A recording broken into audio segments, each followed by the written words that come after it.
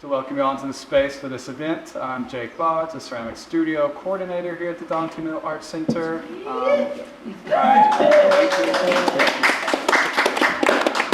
This programming is part of the exhibition that Mina Ellison and I curated together, A Phase Change Porcelain in Flux. We're happy to bring 4 of the artists here today to talk a little bit about their process, their thoughts on porcelain and ceramic art in general. So if you could welcome them with me. Stephen Friedman's here with us, still in. Still kicking. Brad Taylor, next to me. Shelby Smith. And Suzanne Wing. Wonderful. The format of this talk, it says roundtable, but we do technically have some roundtables. Tables. Round stools. It will be more of a panel discussion.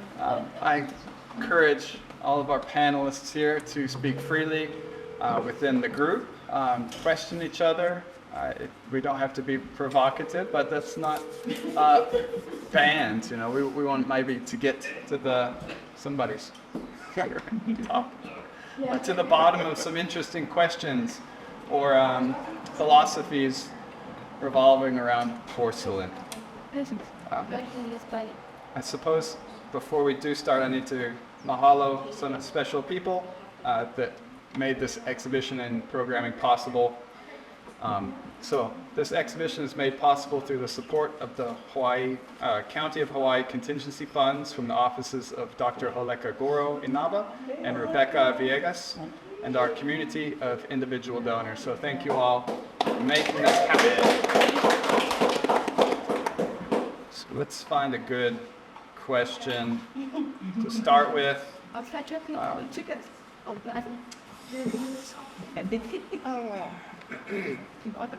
Well, maybe we have sort of a schedule, but let's break it up and feed off of Stephen's talk. In regards to education in the ceramic arts, because I think everyone here is an educator in ceramics or has experienced some form of education in ceramics, either being an apprentice or a master potter or master artist, professor, a teacher. So, and anybody just jump in first. What I think is the most pressing issue today in education in the ceramic arts? Start with an easy question.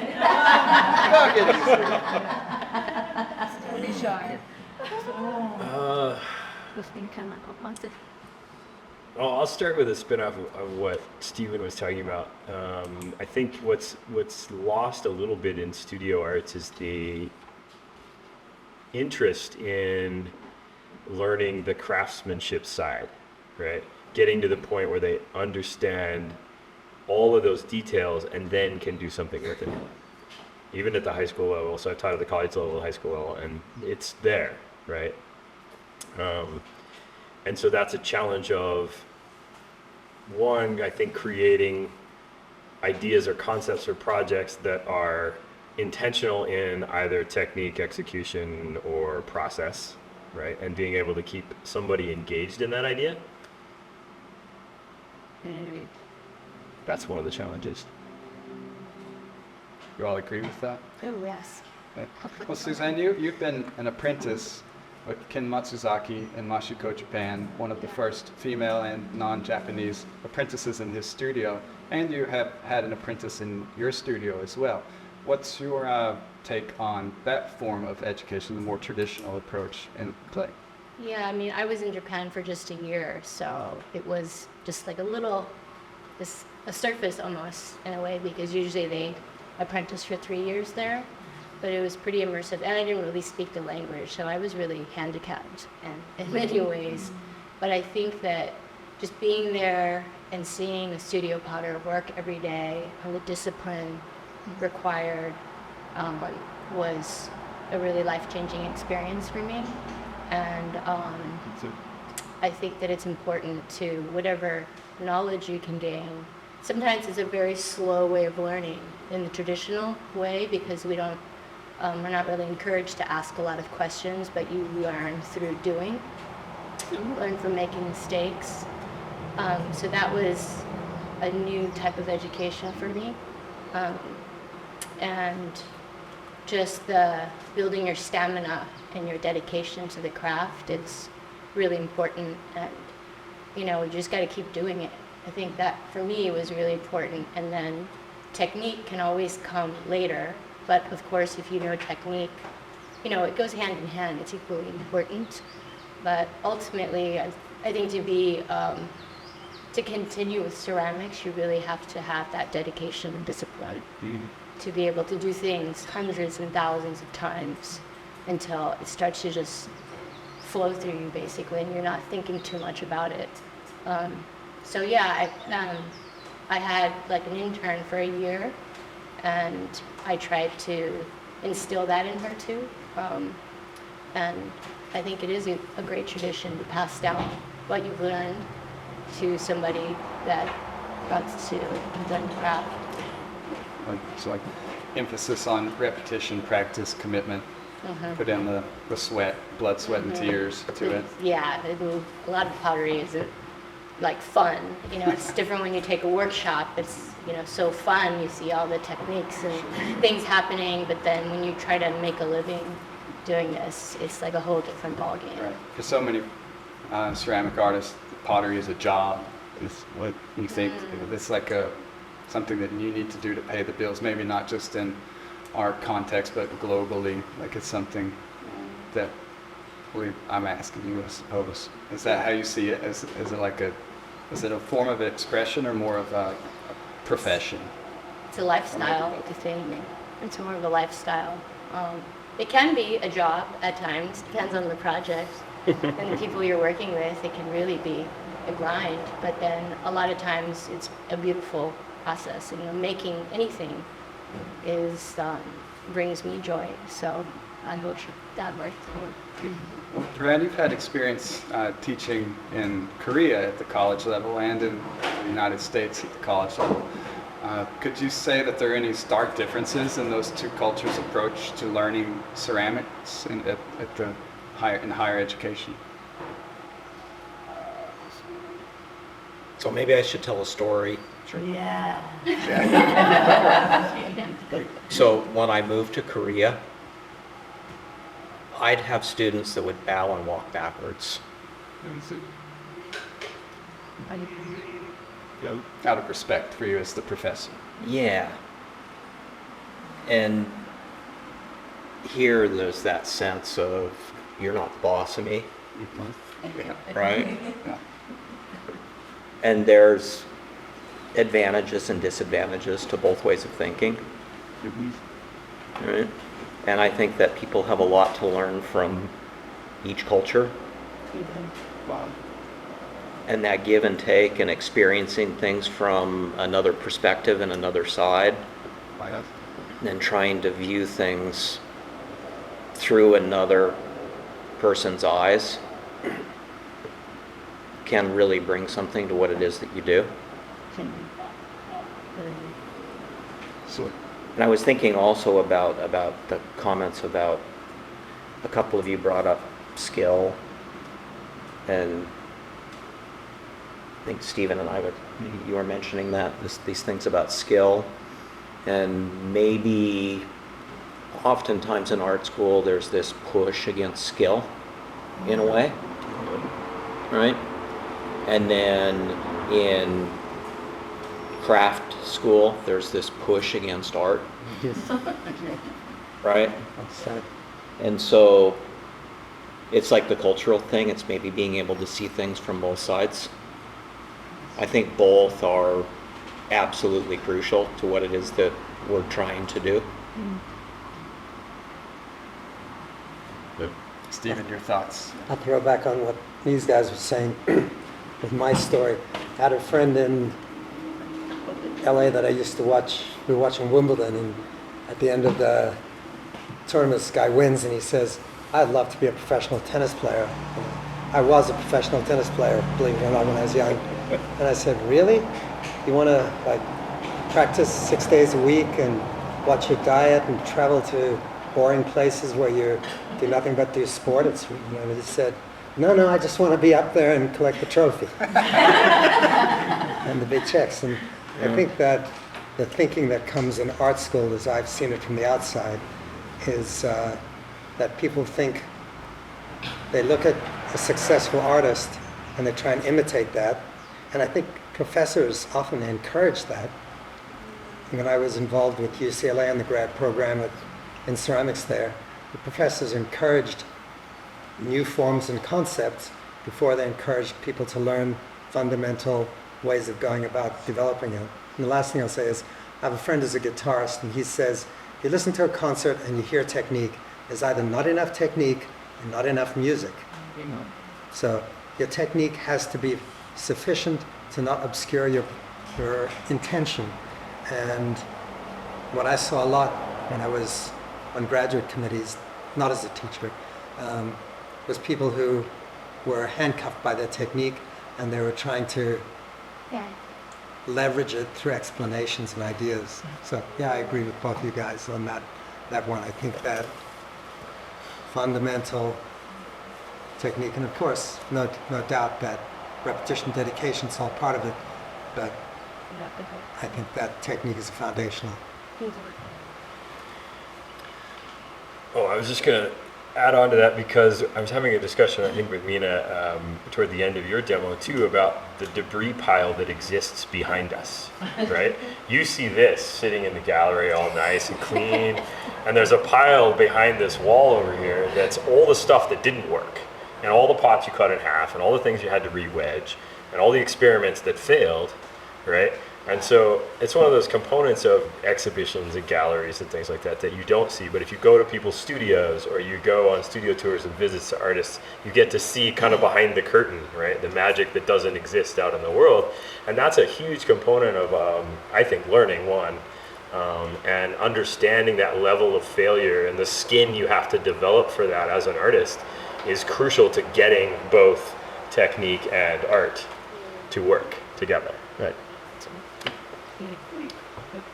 My studio's got piles of stuff and boxes of things, and this is broken, and this is growing a plant now because it cracked, and you have to get through that, and some of it's savable, like before you fire it, right? We all try to reuse it all because it's expensive getting materials here, and so there's some of that works, and some of it doesn't. Some of it becomes beautiful sculptures in like Stephen's garden that are just like 20 years of now existing in the world, and they're even better now, after incorporating into the landscape. So there's a lot of that dualism that what you see and what you don't, which I think is really, it's relevant for every artist, and it depends on how you want to put yourself in the world too, right? Most of us are in some ways putting our artwork out there for public view, and you don't always have to do that. You can do all your own work. It just depends on what it's for, in your own world. Well, in the theme of the trail of debris that you leave behind and this material preciousness, do you all have any thoughts on ceramics or porcelain's place in a sustainable future as a material that maybe society on a global scale uses?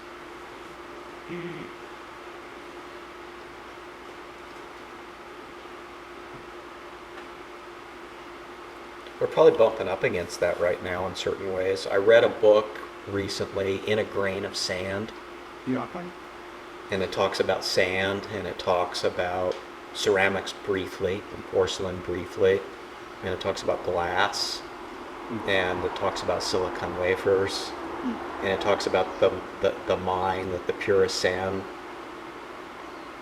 exists at, that is like shrouded in secrecy at this point. It's becoming a precious material. Yeah, so I think porcelain's always been a precious material, and maybe it's becoming more so. Yeah, there's a huge, I feel like there's a huge, in the last even year and a half, shift in the commercial side of ceramics clay body production because of mines running out of material, mines being flooded, mines being sold, things like powdered talc no longer existing. EPK became gold in the last 6 months. If you've got bags of EPK, don't sell them to anybody or sell them for 4 times the price because you can't get it anywhere. Really? Yep, no longer exists. And so things that we've all grown up with as part of our clay bodies, our glazes, are having to be rethought and reworked. And so things that you put in, I mean, the Gersley borate was the whole thing a while back where the mines disappeared, the vein dried up, and they couldn't produce it. So what do you substitute it with? And actually, ceramics artists are pretty adept at that. Stephen talked and hinted a little bit of that in his glazing techniques, so the chemistry and the physics that you have to put in to this process to make the beauty of it happen, right? We all battle the kilns, the materials, the weather, and here it's somewhat easier where you're not fighting the freeze in the winter or the cold studio in other ways, but the heat and the dry get it too, and the days it rains, nothing dries out, right? You can throw a piece on the wheel and set it over there, it's raining all day, it stays the same all day long. It never changes, right? And so it just depends on all of those factors to be getting to a successful point.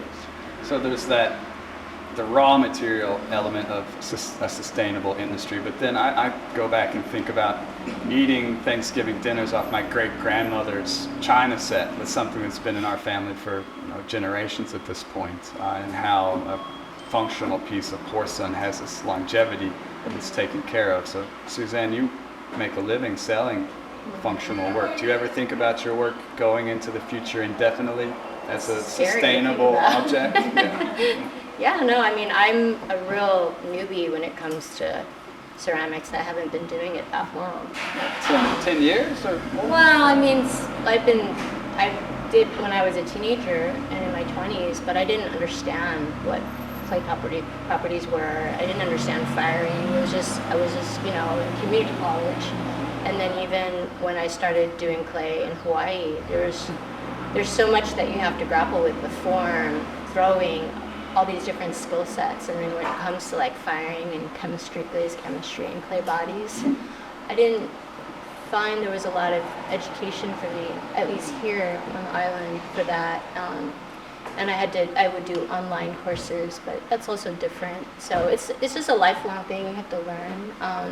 But I don't know actually very much about porcelain. I'm pretty ignorant about it. And it's odd because I'm Chinese and I traveled all over China, but I didn't go to Jingdezhen. And I mostly work in stoneware, so this was a big challenge for me to work with this material. What was your initial, response to working with porcelain? Well, I mean, it's interesting to hear what Stephen was saying about how it's so soft and malleable and like this whole positive aspect of working with porcelain. And for me, it's so easy, and I'm like, oh my God, like for me, I've always found porcelain to be finicky and uptight, and maybe that's just a reflection of me, like trying to deal with this material and not understanding it.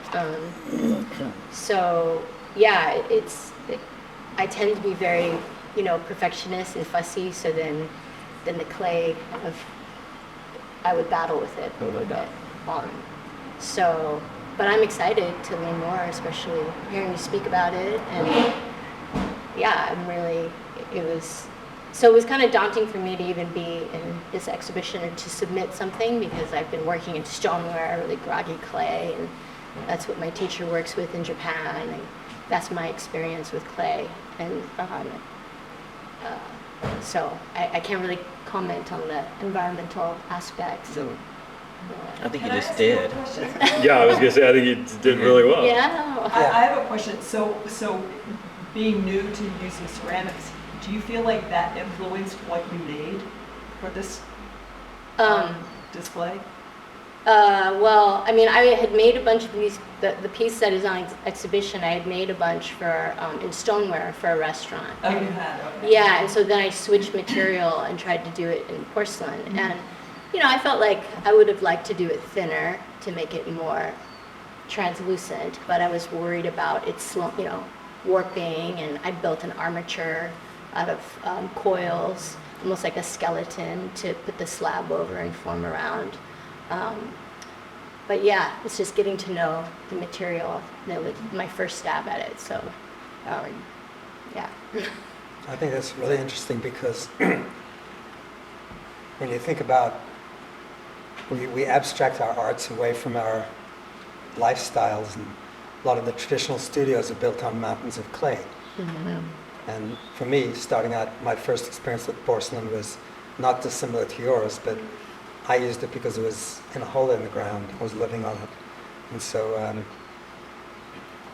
I think relating to function, the nature of materials, we think we can go to a store and buy color and buy glaze.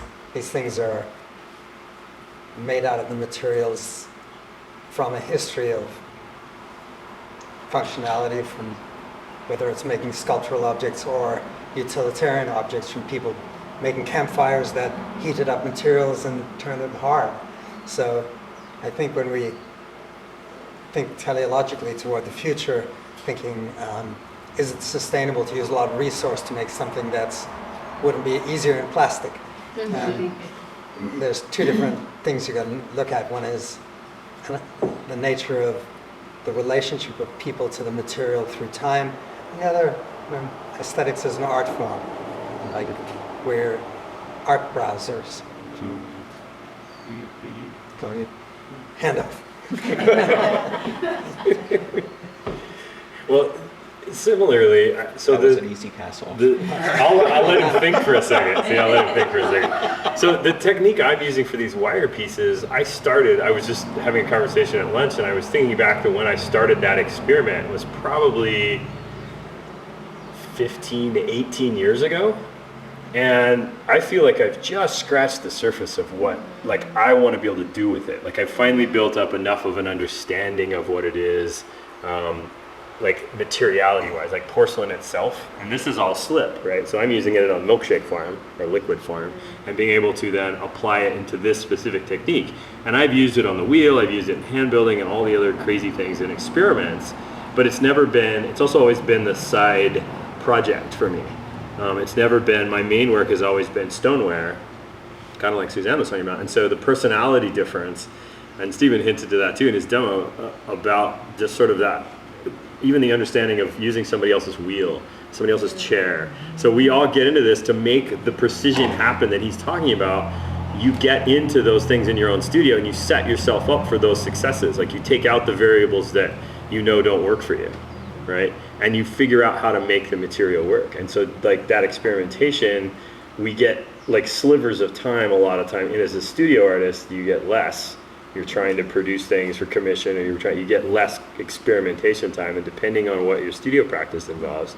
And I actually had a couple grad professors who are really adamant about that, like taking time out of every day that you walk in the door of your studio to experiment and try something. So I do that in my kiln firings. I make sure I'm putting something different that I haven't tried or I want to retry in a different way in each firing that goes in and out of the kiln. So each time I have a new piece of information.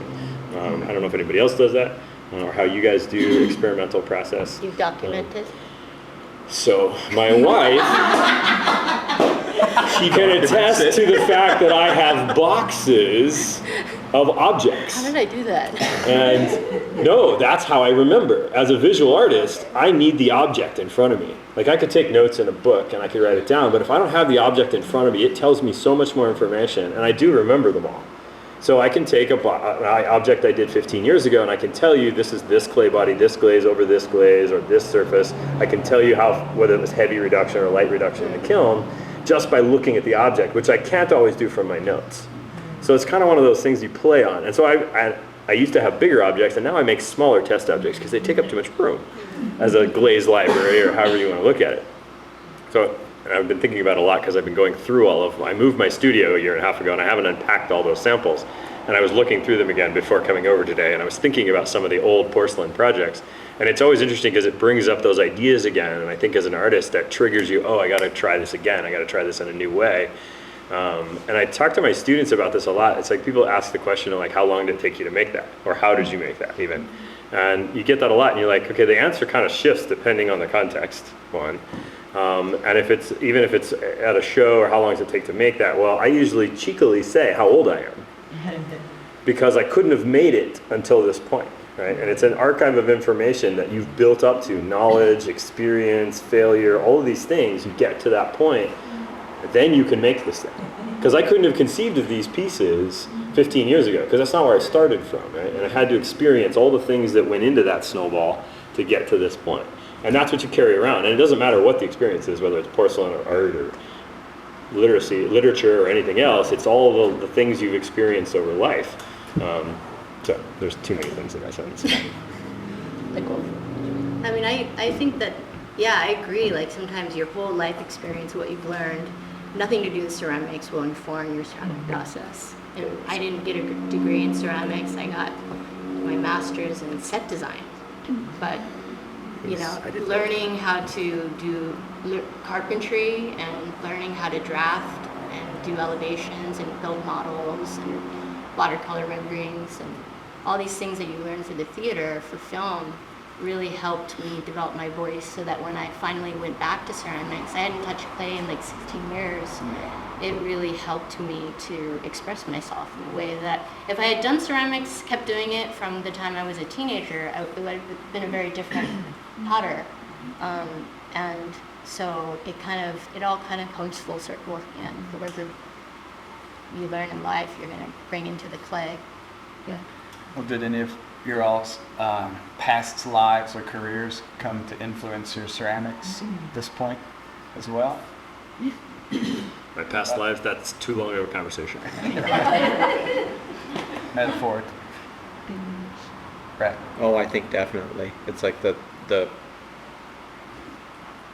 just growing up and being around parents that made things and always being involved with process, that's had a really significant impact in terms of the way that I approach materials and in terms of the way that maybe place also, the way that you might relate to environment and place and time and You'd mentioned that maybe in your artist statement or website that your work has a relationship to the landscape of Utah, and that you were a skier at one point as well. Could you say that those environments that you were immersed in so actively maybe influenced your use of porcelain with a color similarity of snow? Or am I just being too creative here? That's good. I don't know. Well, snow and ice are something that I really love. My dad had a little float plane, and so he kept it in Seattle. Him and a buddy had a little float plane, and when I was a kid, he'd take us fishing, and so we'd fly it from Seattle up to Anchorage, and stop all along the coast. So it's like those trips and the glaciers and the water and the rapids and the way that water moves and the way that ice moves. Maybe the way that things change state. Like porcelain's like that. I think that's the reason why porcelain's so darn special. It's like when you get it right, when you're paying attention and you get the temperature just right, and it's making that transition, that phase is changing. That's a really amazing spot. He didn't pay him extra.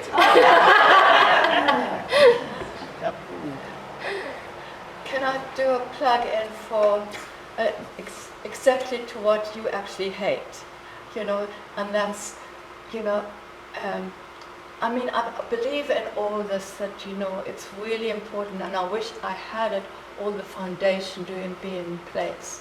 I'm sort of at my old age, the last few years I've been trying to develop more of a foundation, but, I'm very, very jealous of all these students these days, become all this experience.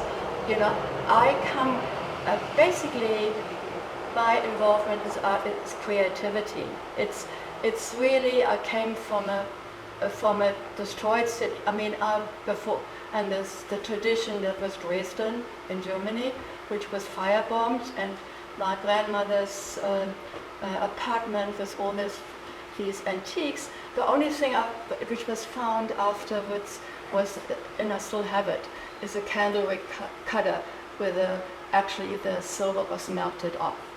But the whole, and there was grayness, and also, going back and, reflect to West Germany, and then came to visit my grandparents in the East Germany, and there was all this kind of the grayness and the kind of, and the communism supplied were all these horrible buildings for pipelines and so on. So it was all, there was no aesthetics. Even the place we had gone to finally, that was in the West, I grew up in Worms.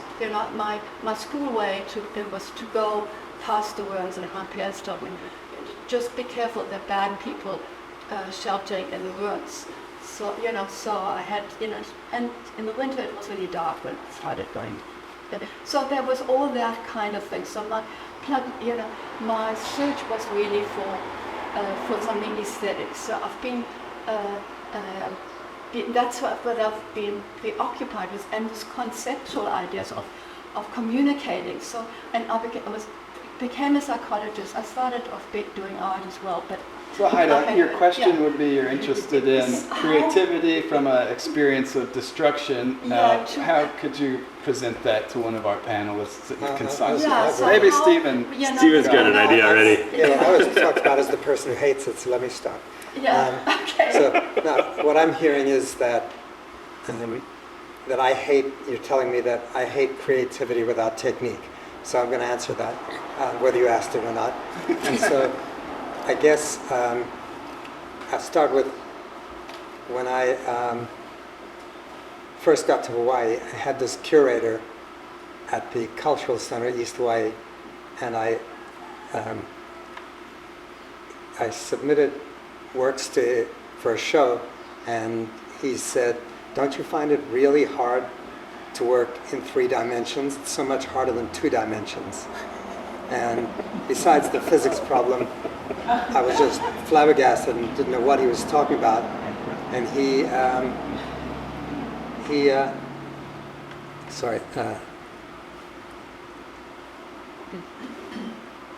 what he was kind of getting at, well, I think that experience generates, I was saying it's really hard to paint a little square piece of paper and create something that looks like reality. That seems much harder to me. So I guess what I wanted to get at is that I think when there's a need there, that it's really nice to have sufficient technique to express what you're doing, but need generates good art in general, and technique facilitates certain kinds of expressions. But I've been talking to a friend about naive art, for example. All sorts of forms of art and are generated from a need without sufficient technique. And just to tie into this, despite the fact I had a lot of training as a kid and all that, and was immersed in art, I started making art when I was moved away from a place I was very comfortable as a teenager to a very isolated place, and all I was left with was a block of clay. And since I was in such terrible anguish, I started making sculpture, figurative sculpture, which was a way that I just found my way out. I didn't have the technique to do it. And as somebody who loved Rodin, I sculpted figuratively, and then one day an exhibition of Rodin came to town and I saw it, and I was so ashamed of the crap that I made that I decided I couldn't do that anymore. I would make pottery, and probably 10 years later I was good enough at pottery that I could sculpt again. So I guess what I'm saying is that need pushes through past technique, but I'm just not going to deny that if I'm teaching somebody at art school, I want to have technique first, and I think there's an insufficiency with that, but I don't suggest that the need to create, you can't create if you don't have technique. I'm not suggesting that. I see the need to create becoming maybe the forefront of what maybe contemporary ceramics is becoming, especially with the younger generation. Maybe they're still in school, that there's a lot on their minds as far as global events, personal events, how they exist in the world.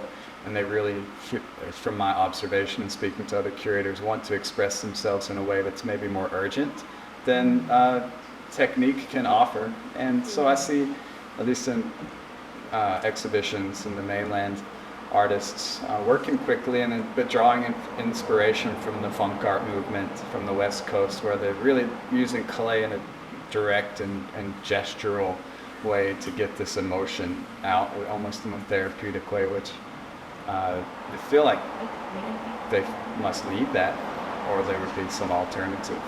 Well, that's the idea, the whole thing is I'm not saying you shouldn't have technique, you shouldn't, and I'm battling always, it's never perfect enough for me, anything I make, I think we can all attest to that. But to we're drive always you, learning. yeah, but the drive, and starting off, it can be from those other side, from the aesthetics, from the need for the aesthetics, from the need to express and to communicate, and then you have to find the technique.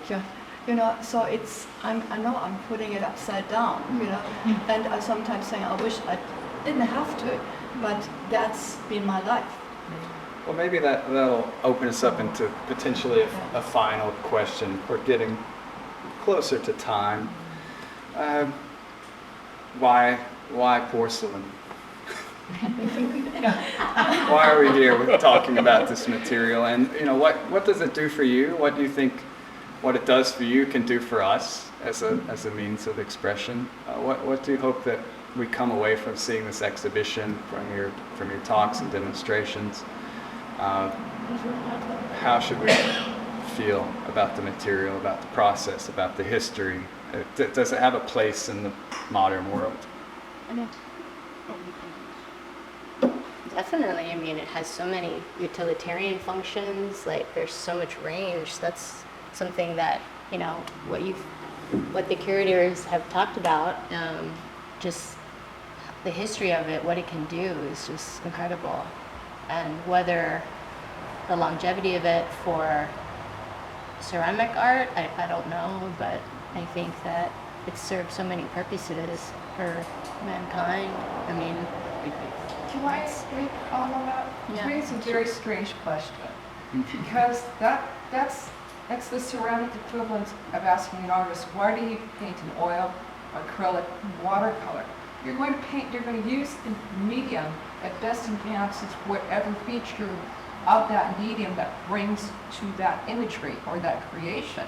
And so, hopefully, in the perfect world, you've picked a medium that communicates that skill set or that messaging. I think a good painter is going to decide whether they're going to do a piece of oil or acrylic or watercolor. It's depending on whether you're trying to do both. So I think it becomes definitional of the piece is. And if you're not doing it for that reason, the question is why? Because every material has a unique element, and hopefully you're using the best element of that unique feature of that element to make an artistic decision. Hey, Suzanne, you have an experiment there because you did those forms in both stoneware and porcelain. Mhm. So you can kind of maybe address that issue that she brings up, like why do it in porcelain? Did it not meet? Was the stoneware not meeting the needs, or was it just more experimental? it was just more of an experiment to just see how I could do it in porcelain, because I don't work with porcelain very much. And What do you think of the outcomes in the two different? I would like to keep exploring it for sure. I mean, I only worked in Cone 6, so I feel like I really need to go to Cone 10 to really, but right now I am working mostly in Cone 6 clays. But yeah, I would love to experiment more. And I'll pick up on that if I can. So no, I get what you're saying, and I think that for me, if I were going to, I work with numbers of different kinds of clays, and I pick up particular, it can be proximate, what kind of a mountain do you live on, what kind of material does it have, and it causes you to work with that material and optimize its characteristics. But as a spoiled brat of this generation, I can look at it and think, we've been making a certain form in the studio currently that's quite a quasi-figurative form that looks like it's moving. if it's made out of stoneware, it has toughness and texture, and it holds, and it's bold, and it's earthy. You make it out of porcelain, it's light, it's transparent, it's fluid, it's flowing, and it transmits light through it. So it's like ice and water and the other things you say. So, like, I'm thinking of something really terrible that I shouldn't say. Say You do it. that a lot. That's all right. Let it out. What do you got? Let's hear I it. do, or we all do. I do. Porcelain is a lot like sex. There we go. Started out. No, it's this incredibly sensuous, soft material responds to your hand in a unique, specific way. It's creamy, it's pliable, it's plastic. It can fight the hell out of you if you don't know what you're doing. But if you know why you picked it up, if you picked it up because you're seeking an outcome, you're going to have a completely different experience. There is no way to start doing that other than what you do, which is to pick it up and try it and see what it feels like. But porcelain, unlike any other clay I've worked with, hundreds of different kinds of clay, porcelain talks to you. It sings to you. What we got in the show is porcelain used as a white canvas. This is white stoneware. It's there because of its whiteness, nothing else. The translucent, these pieces floating on this middle pedestal, is that by Jisoo? Those things are there because they float like water. And each piece, Shelby just figured out how to use porcelain before kaolin became unavailable. Damn! Just when you thought you had to figure it out. No, I agree completely that the material, ultimately, with all things being equal, selecting material based on an outcome is definitely ideal. And I think porcelain is really specific, unique. I've been working in this damn medium for more than 60 years. And when I pick up porcelain, I know why I'm doing it. Yeah. It's quite a different product. I would never make the same thing with porcelain that I'd make with stoneware. But you can't know that until you try, which is, I didn't just walk into it like by immaculate conception. When I started using porcelain out of the pit in Australia, I didn't know what the hell I was doing. It wouldn't stick together, it's rubbery. So it took learning, but yeah, it's a unique, specific material for a specific outcome. And definitely you can get a lot more refinement in porcelain work that you can't in stoneware. So in that sense, I think with that piece, it did have a different quality, and I glazed it differently too, but it just had a more, whereas the stoneware piece that I made looked something that came out, like from the ground, and that looks like something that is more Yes. of a carcass or like something that's been bleached. Well, I guess we talk about porcelain and its a refinement or lightness or translucency, but we don't have to use it like that. Right. Brad, your pieces that we've seen on here are multiple tons and dense, but they retain the lightness through the color. When you're approaching porcelain as a very heavy, large sculptural media, what's your mindset like when you're making those decisions? Because I would imagine most people say, well, this is for a sculpture for a very groggy stoneware that we don't want anything to happen to it, but you choose porcelain. The glass-like quality, Yeah. right? And that transition between clay and glaze and that density. I think it has a lot to do with like the way that all of us make choices when we choose a place to live or we go grocery shopping. Right? It's like I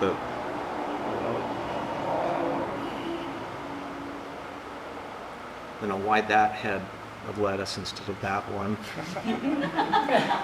Right? Well, This could be just and for me, it random. keeps going back, and what you were just talking about too is the intentionality, right? And so the intention of the artist is really important, especially when you're picking this as your media. And for the stuff I'm doing too with that, I can't do it out of stoneware slip because it's too gritty. It won't have that. It won't cling the same way. It won't act. It won't behave the same way. So you're actually doing what Stephen was talking about. Is it's actually a dual back and forth relationship, which you're always doing with intentionality of material choice and the experimentation in your learning curve of how to make that work, right? So you were asking about that too, and it's about picking the right thing and keeping trying. And yes, there's a debris pile behind you sometimes that you have to go through to get there. And it's all a long game, right? We've all been doing it for years and we're just figuring it out. Or we think we got to figure it out and then they change things like the material availability. And then you have to figure it out again because it acts differently, right? It's just like what you're talking about going and making a choice, a selection. You're picking this off the shelf to play with. It has a set of characteristics you have to play by and play with and get to be able to speak the same language. I like Steven's answer earlier too, like the Rodin experiment. Oh yeah, that was a good one. It's like you taught yourself how to touch through clay or through pottery in response to this visual reaction to touch.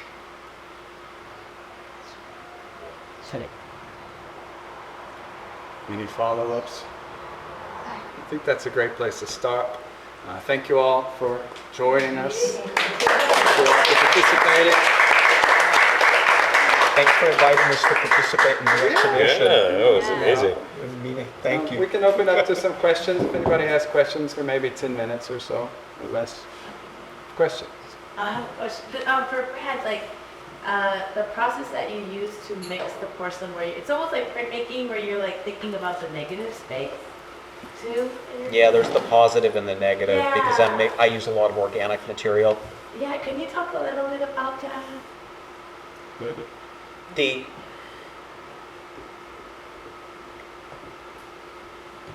probably a story. So when I had a skull collection when I was growing up. So I'd go hike around and I started picking up bones and rocks and sticks, and for some reason the animal skulls and skeletons really stuck. And so I still have it. It's in Utah. But it's, I don't know, I probably have 600 or 800 of them at this point. And it's everything from like little itty bitty tiny birds to moose and bighorn sheep and elk and beavers and coyotes and, right?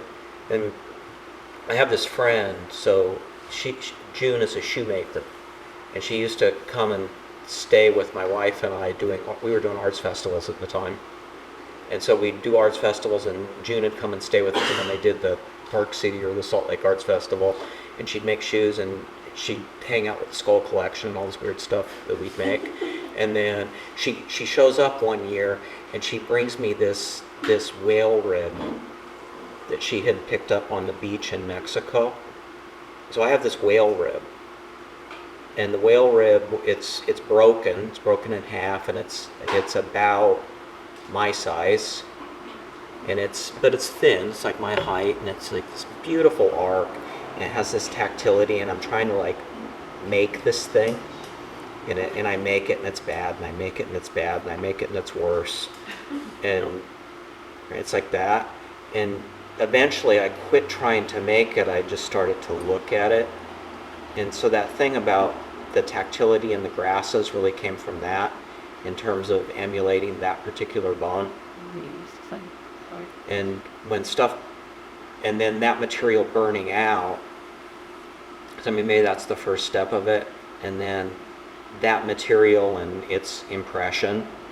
So it's a little bit like fossils, it's a little bit like photographic negatives. So that thing about positive and negative is something that I really like to work with and think about. But I think I don't like to think about it in the specific. I like to think about it in terms of the feeling of it or the impression of it, and I try to react to it. So I think it's kind of like that. And I like to, when I get the chance, I like to collect the organic material from the site. I like to work in Asia because I really like rice straw, like from the farmers, and like the length and the strength of it and the kind of ash that it leaves. There's a lot of silicon, so it's like the ash is really beautiful, but then when you breathe, it just goes away, right? But it stays for the first few times you show something.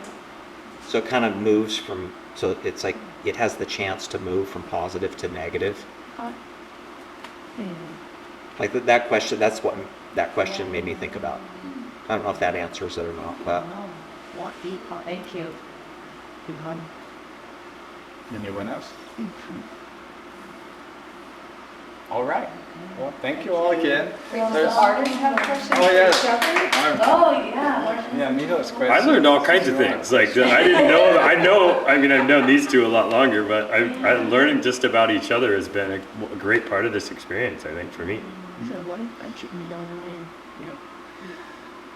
Yeah, Shelby, a lot of questions during the opening, so. Explain a Well, lot. that's one of the things interesting, and this is something just about the ceramics community that I've always found is that, like, painters sometimes, even printmakers, are like standoffish of each other. They're like competing with each other in some weird way that I don't always understand. And ceramic artists are my experience. There's occasionals, but for the most part, are like incredibly will share what they know, tell you what they did, and then leave it to you to do with whatever you want, right? And that's been really amazing for me as an artist because I learn one little teeny bit of information, I take that back to my studio, and it spurs me in some direction. I'm not trying to make their work, I'm not necessarily doing that, but it's just a thing about something they did that I thought was intriguing, and I've always found ceramicists to be way more engaging in that style of something than in communication of sharing recipes or sharing information. Because it's hard. Because we're all struggling to begin with, right? Yeah. The surface. We're all like, trying to Blaze get recipe is there. just one way or like, another. yeah, there's so many steps, to the process. Surrender to the fire. I just will add, if you are inspired today, you can check out more of their work in the gallery shop. We have Stephen, Shelby, and Jake's work in the gallery shop. Brad is in the gallery, also available. Everything in the gallery is for sale. Yeah. What's that? Everything in the gallery is for sale. Yeah. And in the books. And then, yeah, Stephen's books, beautiful books are. Are there exhibitions that are following your career in that distinct? Anything that happened first year. Yeah. Ooh. Who are you asking? Everyone. I'm trying to get stuff made for my studio tour in December. So like I'm like making studio work right now, trying to. So we do Paradise Park Studio Tours, which is the first weekend in December on the other side of the island. So Saturday and Sunday. I'm just trying to find time. The end of the day or the beginning of the day, depending on the daily schedule. I just worked on an immense collaboration of work with my friend Jewel there, who came in from Austria, and been working on this series for 6 months, and it's like been mind-blowing for me because I always felt like, when I was young as an artist, I felt like I was like a ship tied to land and everybody else was on land, and I was just like drifting off. Now I felt like the rope got cut and I drifted out to sea for the last few decades. I had no idea what other people were thinking about. And to work in an actual collaboration on process with somebody has been amazing. So I just got this huge freaking body of work, like probably 60 to 100 pieces, some of them big. And it's really different and exciting, and I'm really surprised. So that's what I've been doing. Honestly, I have no weirdest thing, because my career in Los Angeles, I made huge amounts of work with a big studio. Everything was gone within an instant. Like, I never owned anything for 3 months. When I came to Hawaii, I did other things. I wrote and I made work, and I sell work from time to time, and some of it is consigned to the garden, some of it's consigned to the earth after the earthquakes. But got a huge new body of work, and it's a strange thing to feel this incredibly beautiful batch of stuff coming up. And for the first time, I don't know what the hell I'm going to do with it. But we're going to do it. It's a big problem, but interesting. Hey, can you tell us a little bit, unless it's a secret, what's the base of collaboration here? That's still, what's the height of that? We worked together. We met each other 35 years ago. And Jewel was in law school at UCLA. I was on some kids' graduate committee. She was coming in to make a a torso. She was sculpting, and nobody there knew how to fire it. So the student who I was on his graduate committee asked me to come in and advise. We met each other and we worked together on that for a little while. We knew each other for a number of months then, and we reconnected a year ago. And what if we did this? We did that. So fun. It is. It's So we can visit you and see what's happening. You should. It's kind of. I would have brought pictures. Almost brought some of the pieces because I have to say, it's my techniques are the product of decades and decades of really bizarre experimentation with things that don't really make any sense if I thought about them when I started.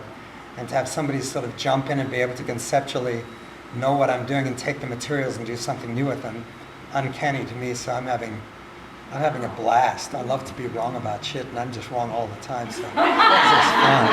It's like, no, you can't do that. It's like, oh my god. So there are pictures in the phone of them, but we literally opened the kiln at 4 o'clock this morning, and it's like, holy crap. So, yeah, Are they porcelain too? half of them. Half of them.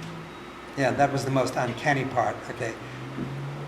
Porcelain's nasty crap, and you're absolutely right, it's hard. You gotta know what you're doing. Like I said, porcelain's easy if you're perfect. That's what I said. Like, your technique has to be perfect, your knowledge, your intention, and porcelain is the most cooperative thing you'll ever find, and you make one mistake and it's catastrophic. So she starts doing things that you just can't do, like joining dry things to wet things, making elaborate cascading things using techniques not dissimilar from what you're doing, using negative space and materials that'll burn out. And it's like, no. I just opened the kiln this morning and I was thinking, well, what's that going to melt on top of, and how's that going to fall when it collapses? And there it's all sitting there perfect, and it's porcelain. So why does that happen? That's uncanny. Experience, that's what happens. Well, I'll just take credit. What she said was, you gave me good information. Because I would never have done any of those things, but I gave good foundational information, and she solved a bunch of problems that I wouldn't have been able to do. I wouldn't have dreamed it would have. So anyone wants to see that, ask for her phone or come over and visit. It's crazy stuff. We're almost going to bring some to show you guys, but it felt like we're showing off. So. That's what I'm doing. What are you doing? I want to see more of your work. I've never seen your work. It's like, here it is. It's amazing. Yeah, I haven't shown much in Hawaii. We want you at the Cultural Center and at my gallery at InSpace. There you go. Fantastic stuff. Okay, let's do it. Hell yeah. For the Okay. future. Yeah, I have a project that I'm working on that I started 25 years ago. So it's a piece that's at a train station, and I made some mistakes, and it's coming apart. Right? So we've hired Restruction, which are the people that do the dams and the overpasses, and they do power plants for stabilization. And we're going to wrap it in big baggies 2 weeks from now, and we're going to inject epoxy behind the tiles and stabilize it. And then I'm going to do rubbings of it, and then I'm going to go back in and I'm going to do state 2. I'm not going to restore it. I'm going to do state 2 with like mosaic and maybe additions on top. I don't know what I'm going to do yet until we see how much damage this injection does. Right? Oh, yeah. Where's that at? It's in Salt Lake City at one of the light rail stations. Nice. That's a really interesting thing, talking about materials first or inspiration first. I was at the Honolulu Museum years ago when Jay was curator still, and Allison was the sub-curator, and June Kaneko, whose pieces, everyone's seen the big dangos sitting out front, was sitting there, and Allison told me, a huge chunk, they sold one to one of their collectors, a huge chunk fell off of it. And she's like, why would that happen? I said, June wasn't a ceramicist. He used high fire clay, fired it low with colors on it, water got behind it and it fell off. We're like making things with new materials that we don't often don't know what we're doing. And yeah, the end of the story was funny because she said, well, how do I know this? And I said, just as Jay was walking past, he didn't like me yet, we became good friends, but he was just walking past and I said, what you got to do is lick the bottom with your tongue. Put your tongue on the bottom, and if it sticks, it's if your tongue sticks to it, it's porous and it's not going to last outdoors. If your tongue releases, it's okay. And he looks at me as he's walking past, and I said, it isn't like it sounds. It's true though. Strange connection. The last pieces I packed from the Kaneko studio were those 4 that are in the cafe now. Oh. We built those when I was there from 2000, 2002. And then we shipped them here and I left a month later. It was the last show I packed to ship him to Honolulu. This is way before I even knew I would come to Hawaii at any point. Oh my God. I was an apprentice from 2000 to 2002. So, built all those crazy things. But it actually changed the character of the way I visualize space working there. And the crazy end of the business side of the art business. I learned so much working in the studio. Yep. Suzanne, what do you have coming up? Nothing. That's a good thing, maybe. Yeah, You've been working hard for yeah, years. I've been working pretty hard. I just finished, or I have 30 more pieces to make for the Kona Village Resort. Been working with designers for the last more like 4 years, but there was kind of a lull during COVID.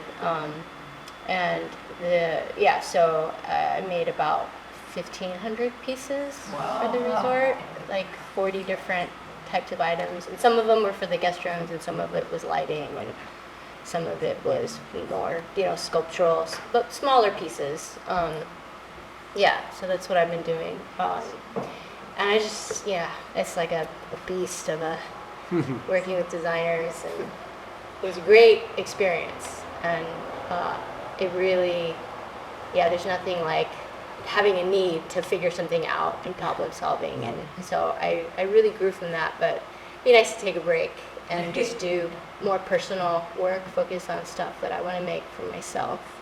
And I also teach once a week at a adult daycare. So most of the people there have dementia, and so we work on clay projects, mid-fire clay projects every week, and I teach 6 students at a time.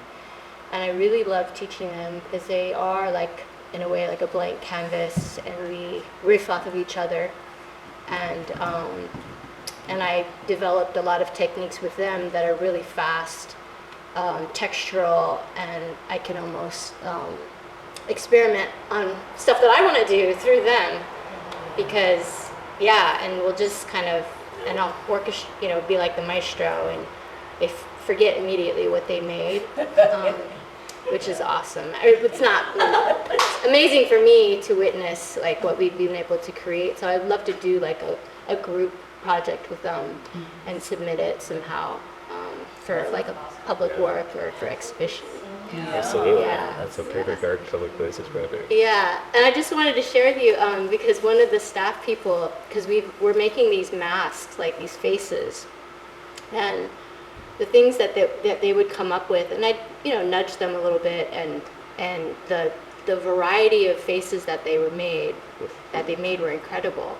But one of the staff people at my work was like, "This is horrifying," because I have like a whole wall of faces, and some of them are kind of scary, and some of them are really dark, and some are whimsical and funny, but they're all so different, and it really bothered her because it doesn't feel joyful to her, and so I thought that was interesting, like how your perspective on art can be so colored by your own personal experience, and yet so many people are like, this is amazing, and it's like you're going to have all those facets of life, of joy and suffering and pain. That's what art is supposed to express, all those different dimensions. So I would like to do more with them in the future. Take a break from private commissions. All right. Thank you.